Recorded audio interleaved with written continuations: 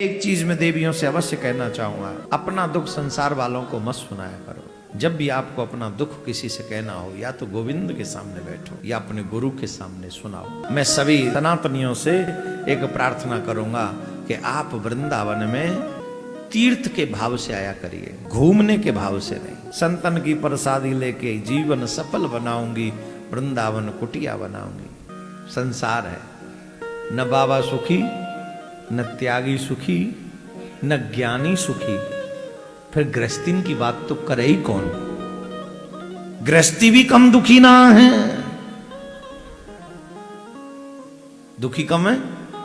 गृहस्थियों को अपना अपना, बेटे को बहू नहीं मिल रही, बहू को कन्या को लड़का नहीं मिल रहा, दोनों मिल गए तो दोनों में आपस में बन नहीं रही, रोज काए काए कलेश हो रहा। गृहस्थी अलग दुखी, अनोखी अलग। सब्जी महंगी हो गई, मिर्च महंगी हो गई, दाल भी महंगी हो गई, सब महंगी महाराज। आमदनी वही, क्या करें? सिलेंडर फटको कि नहीं फटको सिलेंडर? कितने रुपया को है वो? जग में लग गई, बताओ। तो है गृहस्थी भी दुखी, और गृहस्थी दुखी हो तो उसके पास और ऑप्शन है। चाचा का चुका दे, भैया ने का चुका दे, भाभी ने का चुका दे, ताऊ ने का चुका दे, आपस में लड़बड़े। एक परेशानी नहीं है my dear, so many problems there. महाराज कहीं सुख नहीं है, सब दुखी है। और जब मैं वृंदावन पहुंचा, और वृंदावन में जब पहुंचा तो मैंने वहां देखा एक स्त्री जिसके पास दो वृद्ध पुरुष पड़े हुए हैं।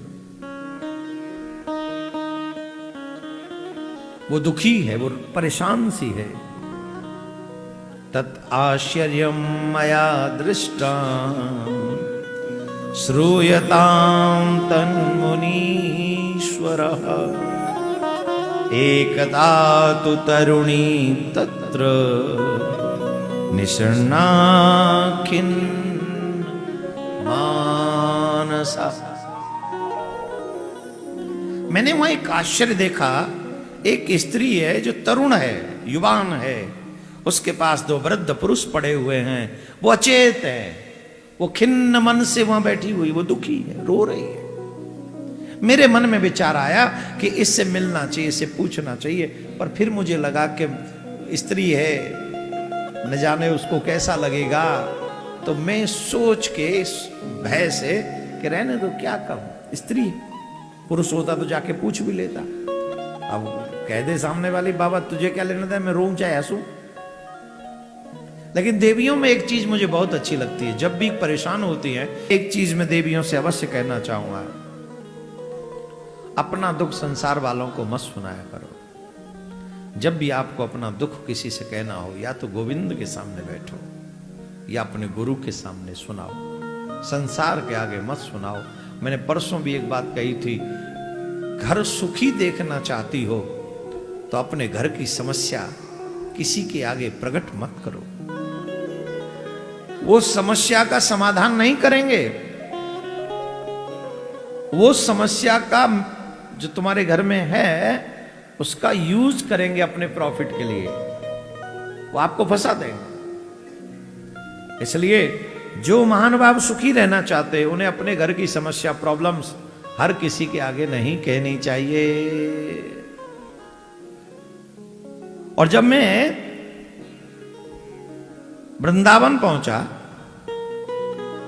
और वृंदावन में जब पहुंचा तो मैंने वहां देखा एक स्त्री जिसके पास दो वृद्ध पुरुष पड़े हुए हैं। वो दुखी है, वो परेशान सी है।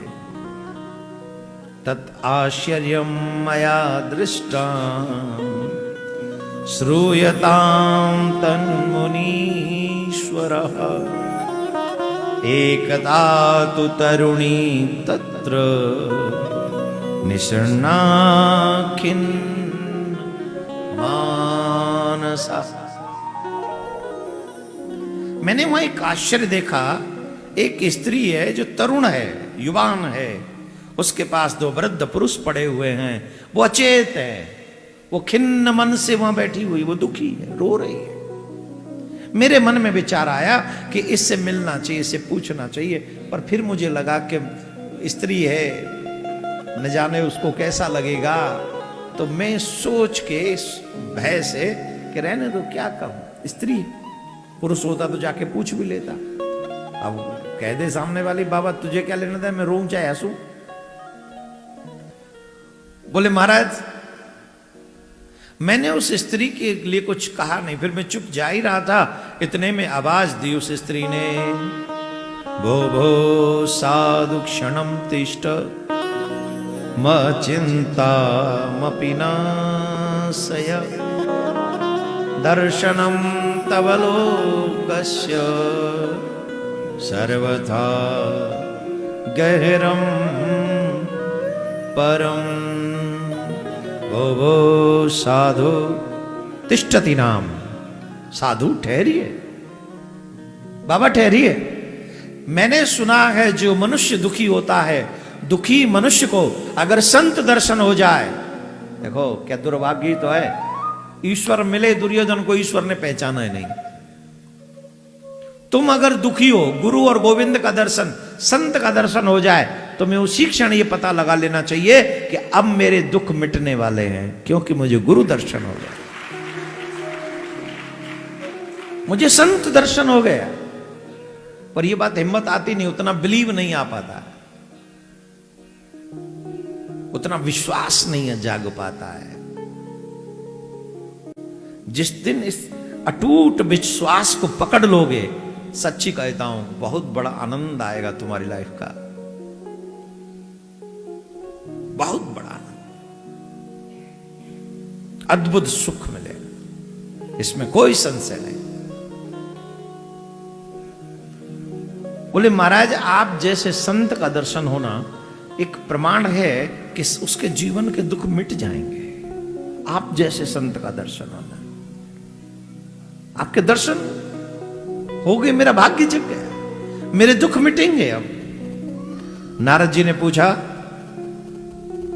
वद देवी सविस्तारम स्वस्य दुखस्य कारणम। हे देवी जरा विस्तार से सुनाओ, तुम्हारे दुख का कारण क्या है, क्यों दुखी हो तुम, रोती क्यों, वाई डू यू क्राई,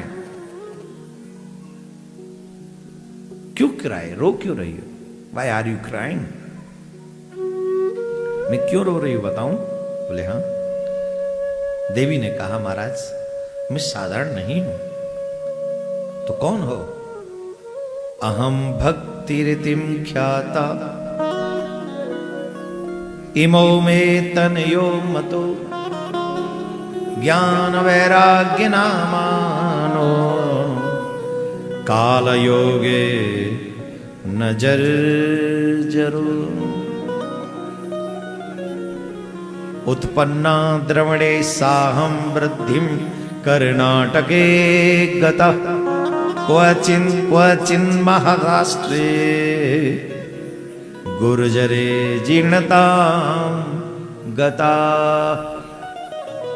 हे महाराज मेरा नाम भक्ति है, मेरा द्रविड़ देश में जन्म हुआ, कर्नाटक में बड़ी हुई, महाराष्ट्र में जाके जवान हो गई, लेकिन गुजरात में जाके मैं वृद्ध हो गई। गुजरात में मैं वृद्ध हो गई महाराज। नारद जी बोले अभी तो तुम जवान दिख रही हो। बोले यही मेरा सौभाग्य है। वृंदावनम पुनः प्राप्य नवीनेव स्वरूपिणी।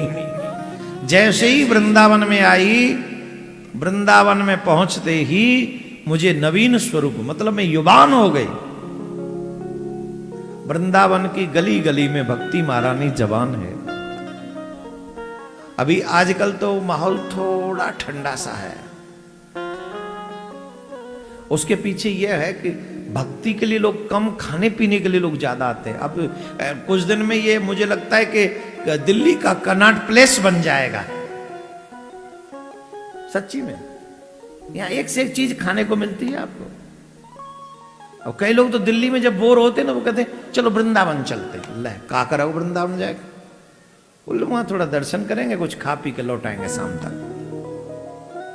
मैं सभी सनातनियों से एक प्रार्थना करूंगा कि आप वृंदावन में तीर्थ के भाव से आया करिए, घूमने के भाव से नहीं।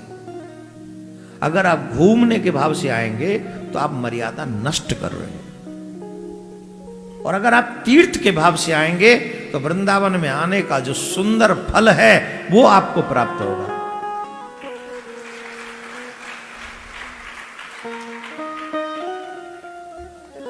हम लोग वृंदावन में इसलिए नहीं आते कि हम लोग खा पिया, खाने पीने के लिए दिल्ली बहुत है, कलकत्ता बहुत है, मुंबई में जितना अच्छा मिल सकते हैं यहाँ नहीं मिलेगा। वहीं खाओ, अपने ही शहर में खाओ, खाने के लिए तो वहीं रहो। व्रत करने का जब मन हो तो वृंदावन आओ, कि अब चल के कुछ दिन वहां रहा जाए और वहां खाने नहीं, जो रह के कृष्ण, ये मेरी प्रार्थना पर्सनल है। अब आएंगे तो निश्चित कुछ न तो खाएंगे ही, लेकिन जो मिल जाए संतन की प्रसादी लेके जीवन सफल बनाऊंगी, वृंदावन कुटिया बनाऊंगी, ये भाव लेके आओ।